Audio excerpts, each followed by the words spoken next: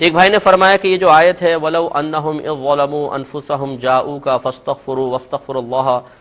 لَوَجَدُوا اللَّهَ تَوَّابًا رَحِيمًا وَاسْتَغْفَرَ لَهُمُ الرَّسُولُ لَوَجَدُوا اللَّهَ تَوَّابًا رَحِيمًا کہ اور اے حبیب کریم صلی اللہ علیہ وسلم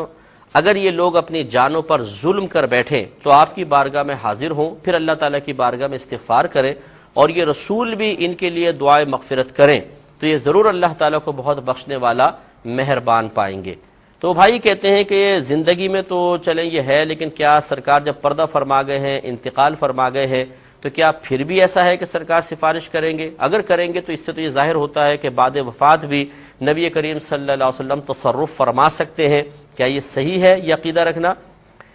دیکھیں بالکل یہ عقیدہ رکھنا درست ہے۔ میں نبی کریم صلی اللہ علیہ وسلم کے پہ کلام ابھی عرض کرتا ہوں، لیکن ایک بخاری کی آپ حدیث اٹھا کے پڑھ لیں۔ رحمت کونین صلی اللہ علیہ وسلم جب قبرستان جایا کرتے تھے تو آپ فرمایا کرتے تھے السلام علیکم یا اہل القبور، اے قبر والو تم پر سلامتی نازل ہو۔ اور دوسری حدیث میں رحمت کونین صلی اللہ علیہ وسلم نے ارشاد فرمایا کہ یہ بخاری کی روایت ہے، دوسری جو اور جگہ بھی روایات ہیں، تو سرکار نے فرمایا کہ مردہ تمہارے سلام کا جواب دیتا ہے لیکن تمہیں اس کے جواب کا شعور حاصل نہیں ہے، یعنی تمہیں سنائی نہیں دیتا لیکن وہ باقاعدہ سنتا بھی ہے، اس کا جواب بھی دیتا ہے۔ اب دیکھیے السلام علیکم کہنا یہ ایک دعا ہے، اللہ تعالیٰ تم پہ سلامتی نازل فرمائے، اور جو مردہ عام مردہ قبر میں ہے وہ جواب دے رہا ہے وعلیکم السلام، یعنی اللہ تعالیٰ تم پر بھی سلامتی نازل فرمائے۔ اس کا مطلب یہ ہوا کہ ایک عام شخص بھی دنیا سے پردہ فرما جائے، اس کے روح اور جسم کا تعلق آپس میں منقطع ہو جائے، تب بھی وہ زندوں کے لیے دعا کرنے پر اللہ کی عطا سے قدرت رکھتا ہے، اور یہ صحیح حدیث، صحیح ترین حدیثوں سے ثابت ہوا۔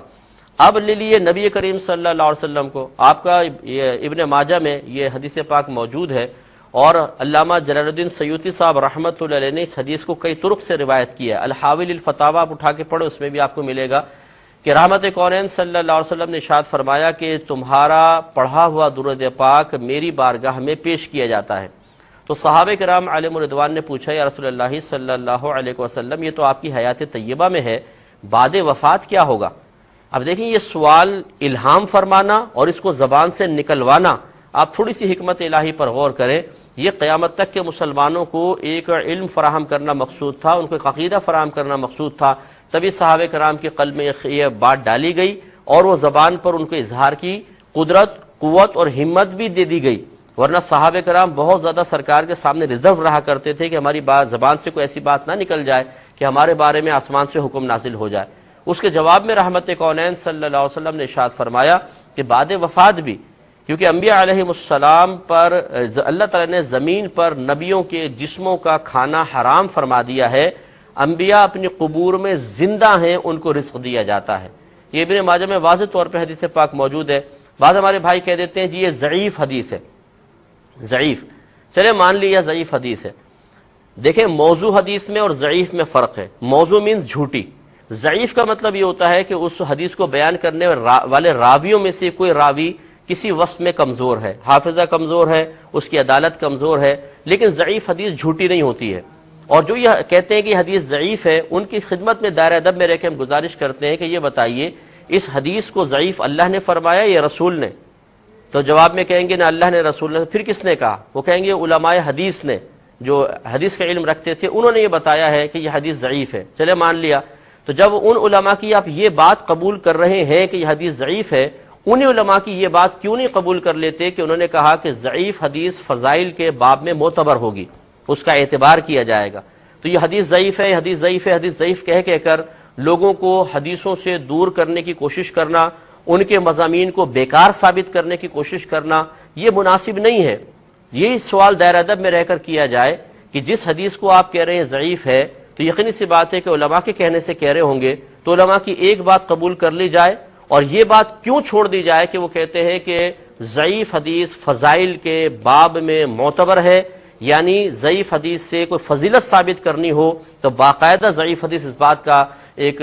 مطلب اس کو بطور دلیل آپ پیش کر سکتے ہیں، اور وہ اس کا ایک درجہ رکھتی ہے کہ اس سے آپ فضائل ثابت کر سکیں۔ لہذا معلوم ہوا کہ نبی کریم صلی اللہ علیہ وسلم تو اپنی قبر انور میں حیات ہیں، لیکن ان کی حیات کا شعور ہمیں اس طرح حاصل نہیں ہے جیسے ہونا چاہیے۔ وہ ایک عجیب و غریبی حیات ہے، جیسے کہ شہیدوں کے بارے میں نص قطعی قرآن کی کہہ رہی ہے کہ جو اللہ کی راہ میں مارے جائیں انہیں مردہ مت کہو، وہ زندہ ہیں لیکن تمہیں اس کا شعور حاصل نہیں، تو پھر نبیوں کو کی زندگی تو ان سے ارفع و اعلیٰ ہے۔ اس پہ مزید کلام کریں گے لیکن ایک مختصر سے بریک کے بعد۔ میرے ورد لب ہے نبی نبی ہے۔ بسم اللہ الرحمن الرحیم۔ تو آپ کی خدمت میں عرض کر رہے تھے کہ خلاصہ یہ ہوا کہ نبی کریم صلی اللہ علیہ وسلم جس طرح اپنی حیات طیبہ میں ہم لوگوں کے لیے یعنی اپنے اصحاب کے لیے دعائے بخشش و مغفرت فرمایا کرتے تھے، آج بھی اگر کوئی امتی ان کی بارگاہ میں رجوع کرتا ہے حکم الہی کی تکمیل کی نیت سے، تو یقیناً نبی کریم صلی اللہ علیہ وسلم ان کی سفارش فرماتے ہیں۔ اسی آیت کے تحت اگر تفسیر ابن کثیر اٹھا کر پڑھ لیجئے، علامہ ابن کثیر نے اس کے تحت یہ ایک واقعہ لکھا ہے کہ ایک بزرگ تھے، سرکار کی وفات کے بعد وہ روزہ انور پر حاضر تھے، بیٹھے ہوئے تھے کہ انہوں نے دیکھا کہ اعرابی تشریف لائے اور انہوں نے اپنے آپ کو قبر رسول صلی اللہ علیہ وسلم پر گرا دیا اور رو رو کے اسی آیت کو پڑھنے لگے اور کہنے لگے یا رسول اللہ صلی اللہ علیہ وسلم، اللہ تعالیٰ کا تو یہ فرمان ہے اور میں نے اپنی جان پر ظلم کر لیا ہے، تو میں آپ کی بارگاہ میں حاضر ہوا ہوں۔ اس طرح وہ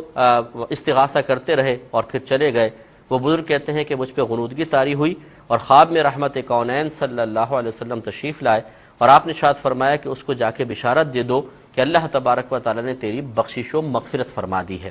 تو اس سے معلوم ہوا کہ اس طرح کابرین نے واقعات باقاعدہ لکھے ہیں۔ تفسیر ابن کثیر بہت ہی مسلمہ